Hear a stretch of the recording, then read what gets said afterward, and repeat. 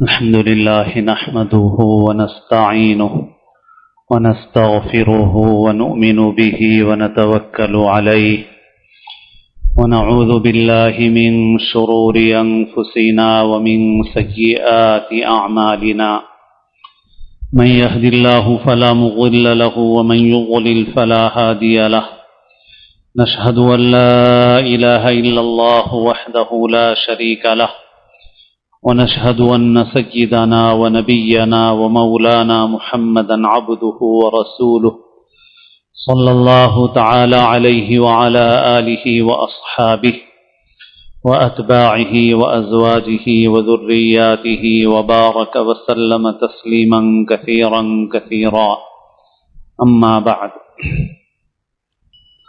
قابل احترام بزرگوں، عزیز دوستوں اور ساتھیوں، 2-3 دن میں ذی الحجہ کا مہینہ شروع ہونے والا ہے۔ اس مہینے میں اللہ تعالیٰ نے 2 عبادتیں مقرر فرمائی ہیں، ایک حج کی عبادت، دوسرے قربانی کی عبادت۔ ان دونوں عبادتوں کا ایک خاص تعلق حضرت ابراہیم علیہ السلام سے ہے۔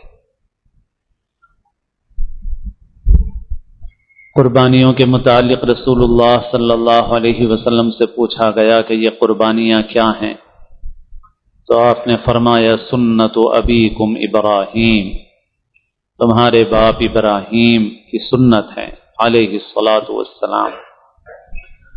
حضرت ابراہیم علیہ السلام نے اللہ کے حکم سے اپنے بیٹے کی قربانی دی، مگر اللہ تعالیٰ نے ان کے بیٹے کو محفوظ رکھا اور اس کے بدلے جنت سے لایا ہوا ایک دمبا ذبح ہو گیا۔ حضرت ابراہیم علیہ السلام کا وہ عمل اللہ کے نزدیک ایسا محبوب اور پسندیدہ ہوا کہ اللہ تعالیٰ نے تمام آنے والے مسلم اور مومن بندوں کو حکم فرمایا کہ وہ ابراہیم کے اس عمل کی یاد کو تازہ کریں اور ذی الحجہ کے قربانی کے ایام میں جانوروں کی قربانی اللہ کے حضور پیش کریں۔ اس طرح سے قربانی کا یہ عمل حضرت ابراہیم سے جڑتا ہے، اور حج کی جو عبادت ہے اس کا تعلق بھی حضرت ابراہیم سے ہے۔ کعبۃ اللہ جس کے متعلق قرآن نے یہ فرمایا کہ ان اول بیت وضع للناس للذی ببکہ، سب سے پہلا گھر جو لوگوں کے لیے مقرر کیا گیا اللہ کی عبادت کے لیے وہ ہے جو مکے میں ہے۔ اس گھر کے آثار و نشانات طوفان نوح میں مٹ گئے تھے، پھر اللہ نے حضرت ابراہیم علیہ السلام کے ذریعے سے کعبۃ اللہ کی دوبارہ تعمیر کروائی، اور اس وقت سے لے کر آج تک کعبۃ اللہ کے بندوں کا مرجع بنا ہوا ہے کہ سارے بندے وہاں حاضری دیتے ہیں۔ حضور پاک علیہ السلام کی دنیا میں تشریف آوری سے پہلے بھی کعبہ مومن بندوں کا مرجع تھا کہ لوگ وہاں جاتے تھے اور حاضری دیتے تھے۔ مکے کے لوگ شرک میں مبتلا ہو گئے تھے، مگر ان کے اندر کعبے کی عظمت تھی۔ حضرت ابراہیم نے اللہ کے حکم کے مطابق وہاں کعبۃ اللہ کی تعمیر کی، اس کا ذکر قرآن مجید میں ہے۔ پھر انہوں نے اللہ تعالیٰ سے مختلف دعائیں کی، وہاں رہنے والوں کے لیے بھی دعائیں کی، اور دعا کی کہ اللہ ان کو روزی عطا فرما۔ چنانچہ اللہ تعالیٰ نے اس وقت سے آج تک ایسا انتظام کر کے رکھا ہے کہ مکے میں خود کوئی پیداوار نہیں ہوتی ہے، مگر پوری دنیا کے پھل وہاں آتے ہیں، پوری دنیا کی پیداوار وہاں پہنچتی ہے، کھانے پینے کی چیزیں بھی پہنچتی ہیں اور دوسرے سامان بھی پہنچتے ہیں، اور جس زمانے میں یہ مادی وسائل نہیں تھے اس زمانے میں بھی پہنچتے تھے، اور حج کو اللہ نے ایک ذریعہ بنایا تھا ظاہری طور پر اس بات کا کہ ساری دنیا سے روزی سمٹ کر کے وہاں پر آئے۔ ایسے ہی حضرت ابراہیم علیہ السلام نے اللہ کے حکم کے مطابق کعبۃ اللہ کی تعمیر فرمانے کے بعد لوگوں میں آواز لگائی تاکہ لوگ بیت اللہ حاضر ہوں اور اللہ کی عبادت اور بندگی کریں اس گھر کے پاس جو لوگوں کے لیے سب سے پہلے عبادت کے لیے مقرر کیا گیا ہے۔ وَأَذِّن فِي النَّاسِ بِالْحَجِّ، لوگوں میں آواز لگاؤ حج کے لیے۔ حضرت ابراہیم نے اللہ سے عرض کیا کہ یا اللہ، میں اس صحرا اور ریگستان میں آواز لگاؤں تو میری آواز کہاں تک جائے گی؟ اللہ تعالیٰ نے فرمایا کہ ابراہیم تم آواز لگاؤ، آواز کا پہنچانا ہمارا کام ہے۔ حضرت ابراہیم نے کعبے کی تعمیر کی اور پھر آواز لگائی بندوں میں۔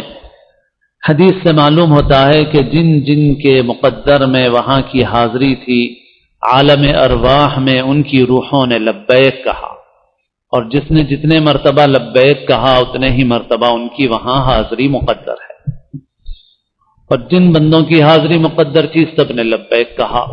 اس طرح سے اللہ نے حضرت ابراہیم کی آواز پہنچائی، اور اب حضرت ابراہیم کی آواز کے اس جواب میں بندے اللہ کے حضور میں عرض کرتے ہیں، کیونکہ حضرت ابراہیم اللہ کی طرف سے مقرر تھے اور انہوں نے اللہ کی طرف سے آواز لگائی تھی، تو وہ اللہ کے حضور میں لبیک کہتے ہیں، لبیک اللہم لبیک لبیک لا شریک لک لبیک ان الحمد والنعمت لک والملک لا شریک لک۔ اے اللہ ہم حاضر ہیں، آپ کا کوئی شریک نہیں ہے، ساری تعریف آپ کے لیے ہیں، سارے انعامات احسانات آپ کی طرف سے ہیں، اور ساری بادشاہت آپ کی ہے، کوئی آپ کا شریک نہیں ہے۔ بندے یہ کہتے ہوئے وہاں حاضر ہوتے ہیں۔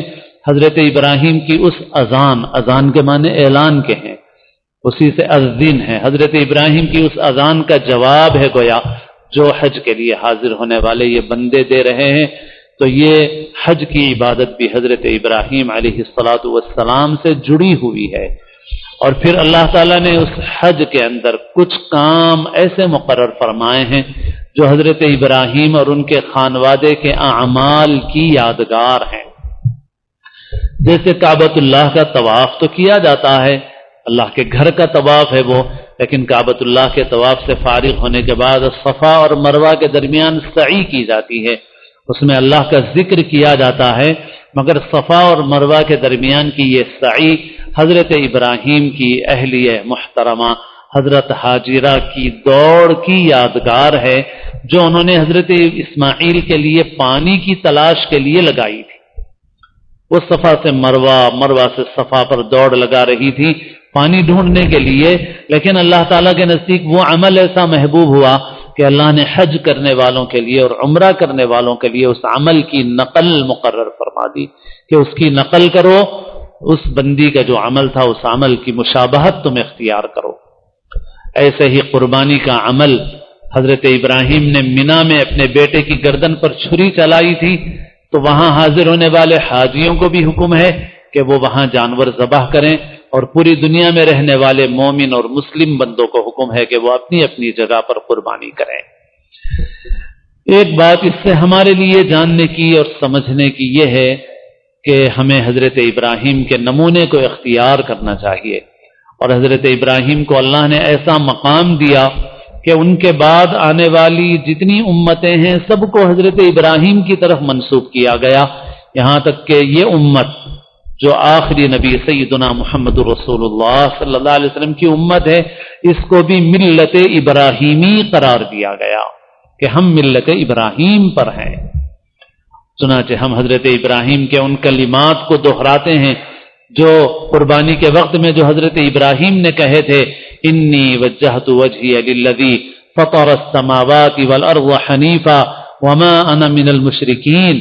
گویا یوں کہا جا سکتا ہے کہ اس ملت ابراہیمی کا شعار، اس ملت ابراہیمی کا نعرہ، اس ملت ابراہیمی کا کوئی اگر نشان ہے، نشان امتیاز ہے، تو وہ یہ کلمات ہیں، انی وجہت وجہی للذی، میں نے اپنی ذات کو پوری طرح سے متوجہ کر لیا ہے، یکسو کر لیا ہے، پھیر لیا ہے اس مالک کی طرف جس نے آسمانوں اور زمینوں کو پیدا کیا ہے، حنیفاً، سب سے کٹ کر اس کی طرف متوجہ ہوں، وما انا من المشرکین، اور میں شرک کرنے والوں میں سے نہیں ہوں۔ حضرت ابراہیم کی یہی وہ توحید تھی جس کی وجہ سے اللہ نے حضرت ابراہیم کو قیامت تک آنے والے مسلمان بندوں کے لیے اللہ نے ان کو امام بنا دیا، پیشوا بنا دیا، اور سب کو ان کی ملت کا فرد بنا دیا۔ ایک اللہ کی عبادت و بندگی۔ حضرت ابراہیم کی زندگی کو جاننا چاہیے، بڑے بھی پڑھیں، بچوں کو بھی پڑھائیں، خاص طور پر موجودہ حالات میں بہت ضرورت ہے۔ گزشتہ 1-2 سالوں میں کچھ کوشش بھی ہوئی تھی کہ حضرت ابراہیم کے قصے کا انگریزی تیلگو ترجمہ چھاپا اور شائع کیا گیا تھا۔ اس کام کو جاری رکھنے کی ضرورت ہے، ہر وقت جاری رکھنے کی ضرورت ہے، اور ضرورت کے اعتبار سے کچھ بھی نہیں ہے جو ہوا ہے۔ ہمارا ہر بچہ حضرت ابراہیم کی زندگی کو جانے، بڑے جانیں، ہماری عورتیں سمجھیں کہ حضرت ابراہیم کی زندگی کیسی تھی۔ وہ ایک اللہ کی عبادت اور بندگی کرنے والے تھے، وہ شرک کرنے والے نہیں تھے۔ حضرت ابراہیم کا جو مزاج تھا وہی اللہ کے نزدیک محبوب اور پسندیدہ ہے، جو شرک کو قبول نہیں کرتا، بالکل صرف ایک اللہ کی عبادت اور بندگی، اور اس میں شرک کا ذرہ برابر شائبہ نہیں ہے، اس کو کس ایک لمحے کے لیے گوارا نہیں ہے شرک۔ اپنے بچوں کو پڑھائیے، حضرت ابراہیم کی زندگی سے متعلق کتابیں ملے تو لا کر کے بچوں کو دیجیے، اردو میں دیجیے، انگریزی میں دیجیے، تیلگو میں دیجیے۔ جیسے آپ قربانی کا جانور خریدنے کے لیے کوشش کر رہے ہیں، وقت لگا رہے ہیں، پیسہ خرچ کر رہے ہیں، اس کا تھوڑا سا حصہ خرچ ہوگا اور آپ کے اندر طلب پیدا ہوگی تو اس کا مہیا کرنا کوئی مشکل بھی نہیں ہوگا۔ آپ فراہم کیجیے، اپنے بچوں کو پڑھائیے۔ بالخصوص موجودہ ماحول میں اس بات کی کوشش ہو رہی ہے کہ ہمارے بچے توحید کے راستے سے ہٹ جائیں، شرک میں مبتلا ہو جائیں، اور یہ ایسی چیز ہے کہ گویا خدا نہ خواستہ اگر یہ ہماری نسلوں میں یہ مضبوطی باقی نہیں رہی تو سمجھیے ہمارا وجود ہی ختم ہے، پھر ہماری نمازوں سے کوئی فائدہ نہیں ہے، ہماری مسجدوں سے کوئی فائدہ نہیں ہے۔ اگر ہمارے بچے عقیدہ توحید میں پختہ نہیں رہے تو نمازیں فائدہ مند نہیں ہیں، مسجدیں فائدہ مند نہیں ہیں۔ ظاہری جتنی شکلیں نظر آ رہی ہیں اسلام و ایمان کی علامتوں کی، ان سے کوئی فائدہ نہیں ہے، داڑھی سے، ٹوپی سے، کرتے سے، کسی چیز سے کوئی فائدہ نہیں اگر ہمارے بچوں کے اندر وہ توحید کا عقیدہ اور وہ توحید کا وہ مزاج جو حضرت ابراہیم علیہ السلام کا مزاج تھا، اگر وہ ہمارے بچوں کے اندر نہیں آیا اور وہ منتقل نہیں ہوا تو ہمیں اچھی طرح سمجھ لینا چاہیے کہ ہمارے یہ اعمال، یہ عبادتیں کسی کام کی نہیں۔ اللہ تعالی ہماری نسلوں کی پوری حفاظت فرمائے اللہ تعالی، اور عقیدہ توحید پر ثبات و استقامت نصیب فرمائے اللہ تعالی۔ ہر قسم کے شرک سے ہمارے بچوں کی اللہ تعالی حفاظت فرمائے۔ پھر اس ذی الحجہ کے مہینے میں اللہ تعالی نے کچھ احکام مقرر فرمائے ہیں۔ اس عشر ذی الحجہ میں عبادتوں کی بہت فضیلت ہے۔ اللہ کے رسول صلی اللہ علیہ وسلم نے ارشاد فرمایا، ما من ایام العمل الصالح فیها احب الى اللہ من هذه الایام، یعنی ایام العشر، کہ ان 10 دنوں میں اللہ تعالیٰ کو عمل صالح بہت ہی محبوب ہے۔ ان 10 دنوں میں اللہ تعالیٰ کو عمل صالح بہت ہی محبوب ہے۔ کون سے 10 دن؟ ذی الحجہ کے 10 دن، 10 راتیں، ذی الحجہ کی ان 10 راتوں کی فضیلت ہے۔ سورہ والفجر میں قسم کھائی گئی ہے، والفجر ولیال عشر، قسم ہے صبح کی اور 10 راتوں کی۔ 10 راتوں سے مراد اکثر مفسرین کے نزدیک ذی الحجہ کی 10 راتیں۔ ذی الحجہ کی ان 10 راتوں کی فضیلت بعض علماء نے کہا کہ شب قدر کی فضیلت کی طرح ہے، اور ان 9 دنوں میں روزوں کی فضیلت ہے، پہلی ذی الحجہ سے 9 ذی الحجہ تک۔ 9 ذی الحجہ عرفہ کا دن ہے، عرفہ کے روزے کی بھی فضیلت ہے۔ حدیث میں ہے، صیام یوم عرفہ احتسب علی اللہ یکفر السنۃ الماضیۃ والباقیہ، عرفہ کے دن کا روزہ مجھے اللہ سے امید ہے کہ گزشتہ اور اگلے سال کے گناہوں کو معاف کر دے گا۔ اور عرفہ کے دن سے پہلے بھی جو 8 دن ہیں، ان 10 دنوں میں بھی، ان 8 دنوں میں بھی جتنے روزے رکھیں بہت فضیلت ہے، بہت اجر و ثواب ہے اس کا۔ اور اسی سے یہ بات بھی معلوم ہوتی ہے کہ اللہ نے ہماری عیدوں کو عبادتوں سے جوڑا ہے۔ عید الفطر کو اللہ تعالیٰ نے رمضان کے روزوں سے جوڑا ہے جو فرض ہیں، اور ذی الحجہ کو، بقرعید کو ذی الحجہ کے روزوں سے جوڑا ہے جو اگرچہ فرض نہیں ہیں، نفل ہیں، مگر عبادتوں سے جوڑا ہے۔ معلوم ہوا کہ حقیقی عید، حقیقی خوشی اور مسرت وہی ہے کہ جس میں انسان اپنے اللہ کو راضی کر لے، اپنے مالک کی عبادت کر لے، اپنے مالک و مولا کو راضی کر لے۔ اللہ کے رسول صلی اللہ علیہ وسلم نے جب یہ فرمایا کہ ان دنوں میں عمل صالح اللہ کو بہت محبوب ہے، تو صحابہ کرام نے پوچھا کہ یا رسول اللہ ولل جہاد فی سبیل اللہ، کیا جہاد فی سبیل اللہ سے بھی زیادہ عمل صالح اللہ کو محبوب ہے؟ تو ظاہر ہے کہ جہاد فی سبیل اللہ بھی تو عمل صالح ہے، مگر اس کے باوجود صحابہ کیوں سوال کر رہے ہیں؟ کیا جہاد عمل صالح نہیں ہے؟ جہاد بھی تو عمل صالح ہے۔ دوسری حدیث میں فرمایا گیا ہے کہ ذروۃ السنام ہی الجہاد، کہ اسلام کی سب سے اونچی چوٹی جو ہے وہ جہاد ہے۔ پھر اس کے باوجود صحابہ ایسا کیوں پوچھ رہے ہیں؟ بات اصل میں یہ ہے کہ جو عمل صالح ہے، نیک عمل، وہ دو قسم کے ہیں۔ ایک وہ عمل صالح ہے کہ جس میں بندے کا مخلوق سے رابطہ ہوتا ہے۔ حدیث میں ہے کہ اللہ تعالیٰ فرماتے ہیں، بندے سے پوچھیں گے کہ میں بیمار تھا تم نے عیادت نہیں کی، میں پیاسا تھا تم نے پانی نہیں پلایا، میں بھوکا تھا تم نے کھانا نہیں کھلایا۔ بندہ عرض کرے گا یا اللہ آپ کیسے بھوکے ہو سکتے ہیں، پیاسے ہو سکتے ہیں، بیمار ہو سکتے ہیں؟ اللہ تعالیٰ فرمائیں گے کہ میرا فلاں بندہ بیمار تھا، بھوکا تھا، پیاسا تھا، تم نے اس کے ساتھ یہ کام نہیں کیا۔ تو یہ بھی اتنا بڑا نیک عمل ہے، لیکن انسان جب مریض کی عیادت کے لیے جاتا ہے تو مخلوق سے ایک رابطہ ہے اس کا۔ اگر وہ بھوکے کو کھانا کھلاتا ہے، پیاسے کو پانی پلاتا ہے، کسی کو قرآن مجید پڑھنا سکھاتا ہے، کسی کو دین کا علم سکھاتا ہے، کسی کو دین کی دعوت دیتا ہے، کسی کو احکام کی تبلیغ کرتا ہے، کسی ضرورت مند کے کام آتا ہے، تو یہ سب عمل صالح ہیں، یہ سب نیک کام ہیں۔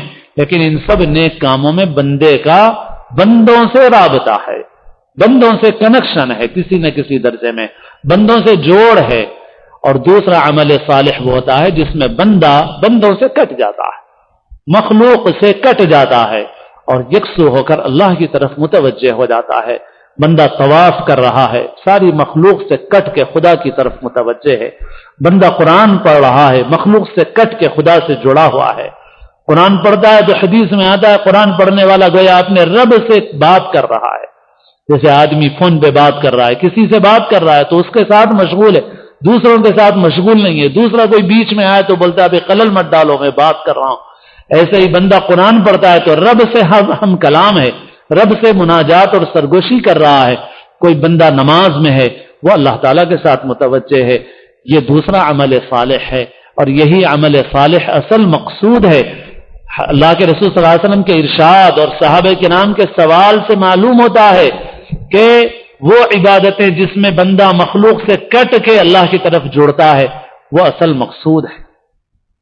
وہ کام بھی کرنے کے ہیں، مریض کی عیادت بھی کرنا ہے، بھوکے کو کھلانا بھی ہے، قرآن پڑھانا بھی ہے، دین کا علم سکھانا بھی ہے، دین کی دعوت دینا بھی ہے، احکام کی تبلیغ کرنا بھی ہے، یہ سارے کام ہیں۔ لیکن ان سارے کاموں کے ساتھ بندے کو اپنا کچھ وقت فارغ کر کے مخلوق سے کٹ کے خدا سے جڑنا ہے۔ اور اس کے لیے روزانہ بھی اللہ نے 5 نمازیں رکھی ہیں، روزانہ کی 5 نمازیں بھی اسی کے لیے ہیں۔ ایسا نہیں کہ کبھی کبھی کر لو، اللہ نے اس کا نمونہ دن میں 5 مرتبہ رکھا ہے کہ دن میں 5 مرتبہ، ٹھیک ہے، اپنا بستر چھوڑو آ جاؤ اللہ کی طرف، اپنا کام چھوڑو اللہ کی طرف آ جاؤ، اپنی دکان چھوڑو اللہ کی طرف آ جاؤ۔ بلا رہے ہیں کس چیز کی طرف؟ بلا رہے ہیں نماز کی طرف۔ نماز مقصود ہے۔ عجیب بات ہے، لوگ کہتے ہیں دعوت مقصود ہے، دعوت مقصود ہے تو دعوت ہی کرتے رہو، مسجد میں نماز پڑھنے کیوں آتے ہو؟ دعوت کا کی ہے، دعوت نماز کی ہے، تو نماز مقصود ہے، دعوت مقصود کیسے بنے گی؟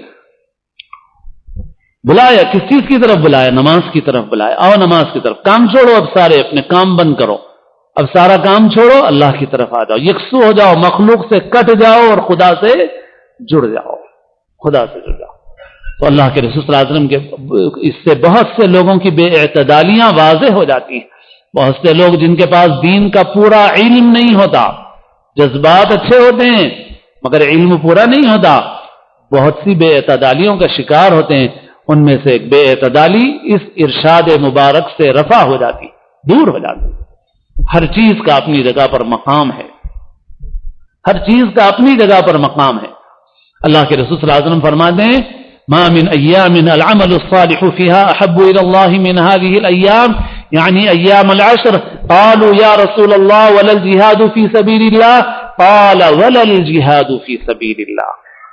صحابہ پوچھتے ہیں کہ اللہ کے رسول صلی اللہ علیہ وسلم کیا جہاد فی سبیل اللہ سے بھی زیادہ عمل صالح محبوب ہے؟ حضور فرماتے ہیں ہاں جہاد فی سبیل اللہ سے بھی زیادہ عمل صالح محبوب ہے. الا رجل خرج بنفسه وماله فلم يرجع بشيء من ذلك، سوائے اس آدمی کے جو اللہ کے راستے میں گیا اور شہید ہو گیا.